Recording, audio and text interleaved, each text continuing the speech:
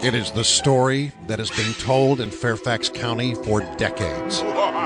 The story of the Bunny Man. I mean, this is scary stuff. Oh, come on. No, it's been told you had me for all spooked out, and then Bunny Man. Well, listen, it's creepy. It's creepy when you come hear and the munch story. a carrot and say, "What's up, Doc?" Now, and there's two things you got to know. There is the legend, and then there is the truth behind the legend. And we wanted to try to get at this, and there's a guy who's actually written a story about it for the Washingtonian named Matt Blitz, who just happens, because we called him up and asked him to be here, is on the line now. Hey, Matt, how are you?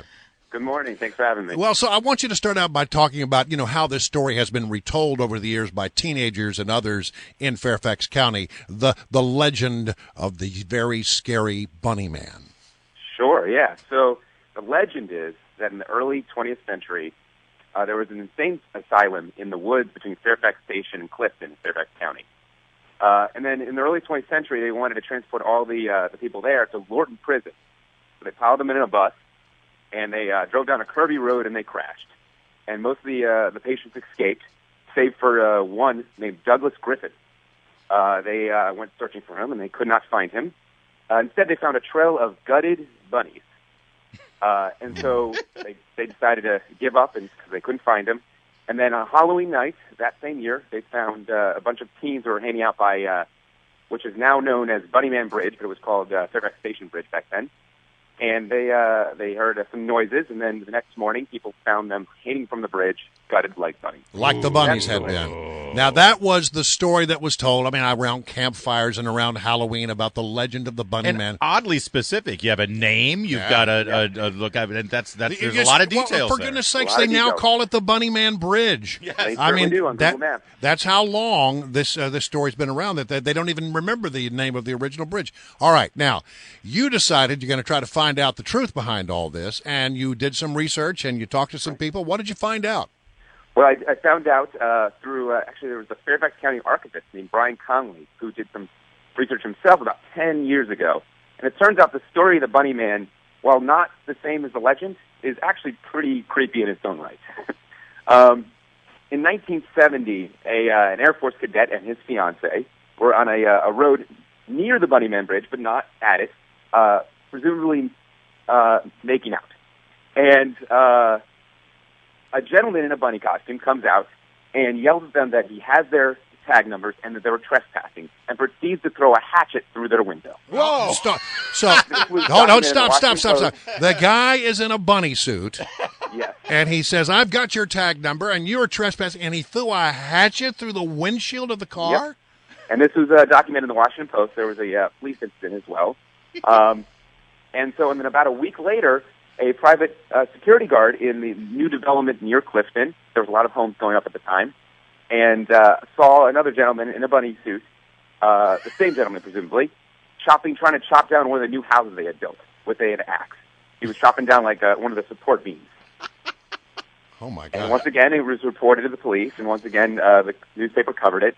But yeah, so there were two sightings of a bunny man with a hatchet within about a week. All right, so if one of the legends has a guy who guts bunnies and then guts teenagers, and he's an escapee from an insane asylum. The other legend is a guy, which is, by the way, is completely different other than the location, right, is a guy who chooses to dress like a bunny and throw hatchets at people. Exactly, yep. And all right. So that's kind of where the legend came from. Now, how old was this Bunny Man thought to be? Of course, he was in a bunny costume. And he's never been apprehended. He's never been apprehended. They never made an arrest, but obviously there was something that happened because the police reports are filed, the whole 9 yards.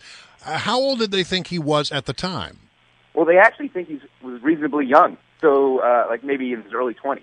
So okay, he'll be alive today. Theoretically, this was the 1970s. Theoretically, he was very young. He would still be around somewhere.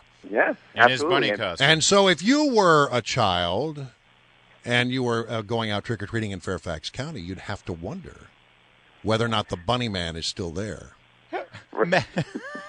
Matt, how is this legend taken off now? I understand people go out there, they hold seances, the teenagers dare each other to go out to Bunny Man Bridge at night and stuff like that. Are they still holding on to this legend? Oh, yes, very much so. And the one thing, though, that should be warned, that the police actually monitor Bunny Man Bridge, not just because of the legend, because it's actually an active railroad track. And so they don't want people trespassing or people going on the railroad tracks because it's quite dangerous.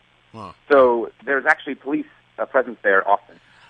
But under this bridge, there's a trail through the woods there, and it's just, I mean, you can look at the pictures of it. It's pretty spooky looking. I mean, you don't have to go up to the tracks. You walk into this dark tunnel under the tracks, traversing under the bridge there, and at night I can see it being pretty creepy, especially the way noises echo.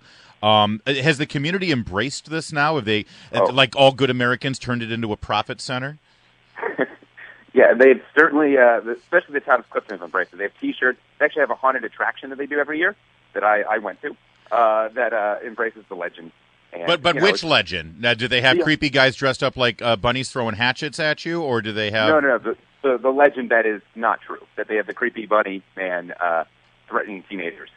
And how untrue is it? I mean, was there an insane asylum around there at the time? No. Was there an accident, anything like that? No. There was no insane asylum. So that's just good creative writing is what that is. Lorne Prison was not built until many years later, and there was no accident, and there was no such prisoner named Douglas Griffin. So, no. So other than that... Yeah. Okay. Well, that's really strange. I wonder how the thing morphed over the telling of the years. That's very edgy. Yeah, I mean, I think it's just one of those teenage legends that just became to be because, teens like to be scared, and they like to scare younger kids, so it's probably got passed down from older siblings, older high school students to younger high school students, and so forth. That's what these tend things to happen. Is it me, or is the idea of a madman dressed in a bunny suit throwing hatchets actually one of the most terrifying things I've ever imagined? That's terrifying. No, because it's the same thing, Matt Blitz, as the scary clowns. Clowns are terrifying, right? Especially at night. And when you take something that's supposed to be warm and fuzzy and make kids happy, like a bunny costume, and it's throwing hatchets, it ups the terror level. All right. Well, listen, this is fascinating. Thank you for doing the research, and thanks for joining us here this morning to tell us the legend of the Fairfax Bunny Man. Thank you, Matt. Let me just say, if you're the Bunny Man, 1-888-630-9625. We want to hear from you. We want to hear from you. 888-630 WMAL. We know you're out there. You're listening to this story as we speak.